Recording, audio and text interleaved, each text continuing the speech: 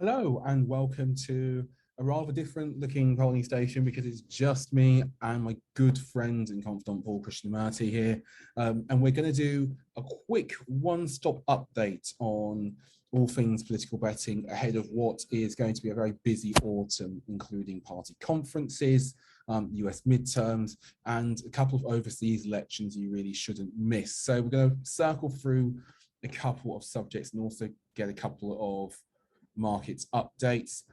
First things first, we will start, I think, on the home front quickly with odds on what percentage share Liz Truss will get. She's about 14, 16s on, generally speaking. We're not betting on that at the moment, but we think it's a 5-4 shot that she gets between 60 to 65% of the vote, essentially. 64.99 to be precise. 15 to 8 on 65 to 69.99. That's what the market thinks her voter tally will land up, or end up, I should say. Paul Krishnamurty, thanks for being here. Good to have you. I will. What do you make? I think we all agree the race is done, and we did talk about this market a couple of weeks ago. Have you had any sort of changes of opinion yet, or No, not really. I think that it's around that 64 to 65 mark. I think I would probably pick the lower band if forced, and I really can't see it being outside of them. I mean, I find it almost unimaginable that she'll get less than 60 or more than 70. So it's take your pick, and I'd probably just pick the lower one. I think I'd also just pick the lower one. I think everything's set. I think we're already looking at sort of the Truss premiership and all the challenges that's going to bring. We haven't talked about, or actually we did talk about the general election markets last week. Tories 4 to 5 for most seats, Labour evens. A hung parliament at the next general election is 8 to 11. A Labour majority is 3 to 1. A Tory majority is 11 to 4. And for the Tories to go long on the date of the next election is 9 to 2 on. Labour now leading the polls and leading by a decent average. I think the last week we've seen anywhere from leads 7% to 15%, depending on which pollster. The average, I think, is about 8 to 10%. Labour on course for most seats if you had an election tomorrow. What would you say about a price of 3 to 1 on a Labour majority as things stand right now? Doesn't interest me at all. I think, even though I have cashed out my earlier bet against laying the Tories, I think I would still prefer the evens Labour for most seats. I don't see a Tory comeback, and I am on record as saying that Liz Truss, if they pick Liz Truss, it would be 1997 all over again. So I'm going to stick with that. But to win it's a tall order to win most seats, as it is. When you look down that list of target seats, you're going to find a lot of places that are not very Labour, that haven't been for a long time. To get a majority, you're talking about completely unrealistic targets. You know, the only way, to my mind, they win a majority is, well, A, something very unlikely happens to the SNP, right, which there is no sign, or B, like the total collapse of the Conservative Party, right? And there is obviously a scenario where they become so divided, or another right-wing party challenges them and their vote collapses. But if we go into the next election with the parties as they are, the choices as they are, I just can't see them winning a majority. It's just winning places that it would be more sensible if they stood aside and let the Lib Dems try, you know, real long shots. And I mean, I would just go on that. No overall majority. I know we talked about it months ago, and you can get, you know, that's drifted quite a bit on Betfair lately. I just can't see how that's not the favourite going into election night. Yeah, I'd be inclined to agree with you. I think, the Progressive Alliance talk might be a bit far-fetched. I think it's more sort of a one-day man style idea, but I definitely think that there's a large amount of situational awareness about where's good to go for and where's not. Obviously, taking that and putting it on a general election scale is a bit different, particularly with the resources, etc. But there's definitely, I think, that fracturing of the vote, which is going to be very hard, I think, for the Tories to defend. You know, keeping more affluent voters in the southeast and defending against Lib Dems there, and then trying to sort of show the sort of fruits of voting for the Tories. Obviously, I'm saying that it's a bit of a sort of phrase, really, but just trying to show the red wall voters that it's been worth it. It's going to be very difficult to think on two fronts, particularly, of course, with all the crises we're currently in. Just heading across to the States, lots more news and lots more noise with Donald Trump. That is always the way with him, including more details on what the feds have found at Mar-a-Lago. What would you say briefly is his legal situation? Has the peril increased? Has it gone away? Are we looking at any twists and turns in the near future? I think he's in terrible legal trouble. I haven't read any opinion, any serious legal opinion that shows how he could get off the charges of what he's done with the records. I think the same thing applies in Georgia, right? He's on tape trying to rig an election, asking for the Secretary of State to find more votes for him.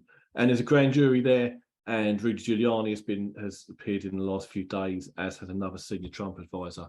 And I mean, again, the word is, so to speak, that Rudy Giuliani will definitely be indicted by the state of Georgia. And I think this will all catch up on him. I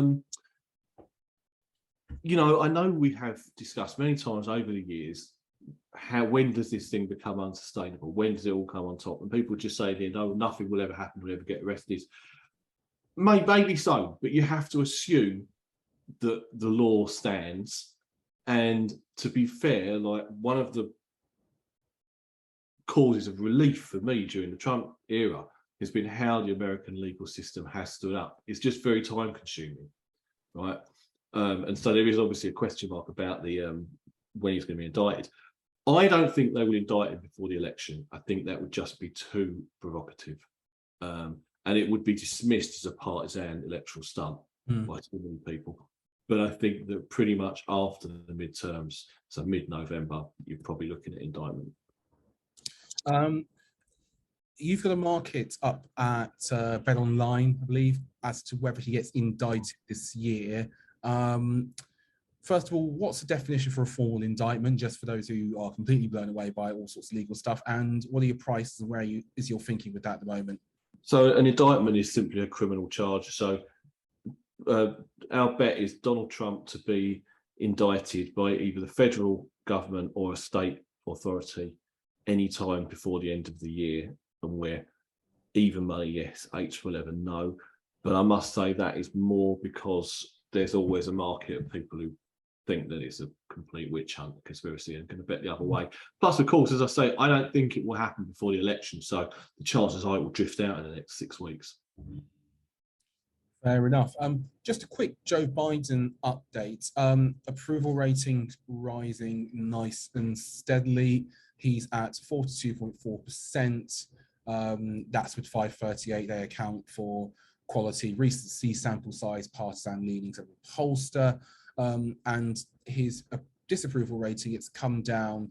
You have to go back to mid-July. You were getting an average almost of 57.2. That's down to 53.4. So White House moving in the right direction. Also, they're being much more combative. So there is plenty more to come. And if anybody here has Truth Social, do give me a shout. I really want to see Trump's descent into full QAnon poster mode, if we haven't had it already. The president, or the former president, I should say, is doing a lot of shouting.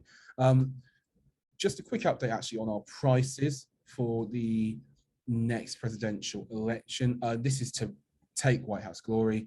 Trump and DeSantis 3-1 joint favourites. Current incumbent Joe Biden 6-1, 14-1 Barr. That's 14-1 Kamala Harris. Gavin Newsom 16-1, Pete Buttigieg 20, Mike Pence 22, Michelle Obama and Nikki Haley both 33s.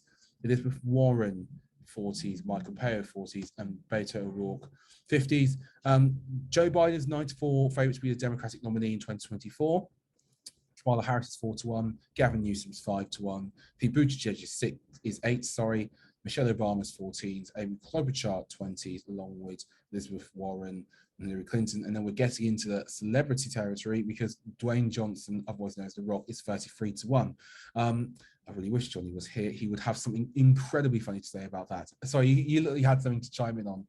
Just going to say, so that's my most recent political bet. I've backed Joe Biden on Betfair at 3.6 last week to be the nominee, and I definitely advise the 9-4 today, and probably the 6-1, because he definitely has momentum. His approval rating has gone from 38 to 42.4. It could well rise higher with that momentum. There's been a lot of legislative achievements today, a lot of moves that would shore up the party base, like forgiving 10 grand of student debt, and the climate change bill. And I think also the midterms are going to have a critical effect on the narrative, because if Biden holds the Senate, just for one, right, it'll be seen as a respectable result. Fine, right? In which case, there's no reason why he shouldn't really feel entitled to run again. If he wins the House of Representatives as well, which I'm not predicting, I personally think Republicans will win that. But were he to win both, Biden would be suddenly hailed as a great winner and legislator, right? And I think that approval rating would continue to move up. And, you know, if he's not going to run, if he's going to retire, he's going to have to do it pretty quickly after the midterms, because names will start coming out. And given where he is at the moment, the fact that, you know, he's doing well, he's winning, he's moving forward, he's winning legislative battles, I just can't see him really in January or February suddenly choosing to become a lame duck president. He's going to want to finish his term and achieve everything he can, and if someone wants to change him, they can, you know. I don't think they would, really, anyone substantial. So I think, anyway, take 9-4 now. I think that come November, December, after the midterms, that'll be more like even money.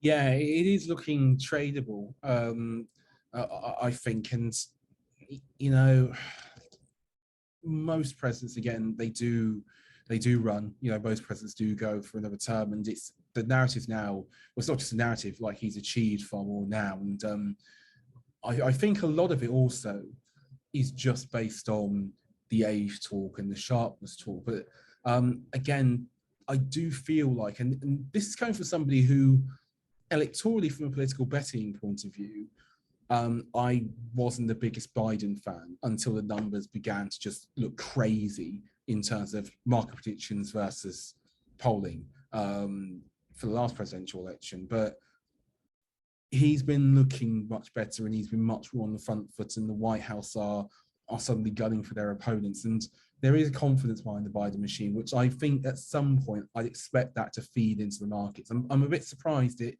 hasn't moved it already a bit. And of course, you do have the GOP having a dilemma, because it's not as, I mean, listen, don't get me wrong, Trump, listen, he really could shoot somebody on Fifth Avenue. He wouldn't lose GOP voters. But the legal peril now is all very different. You know, it is a risk for them, which they're gonna have to confront at some point, I think, this year.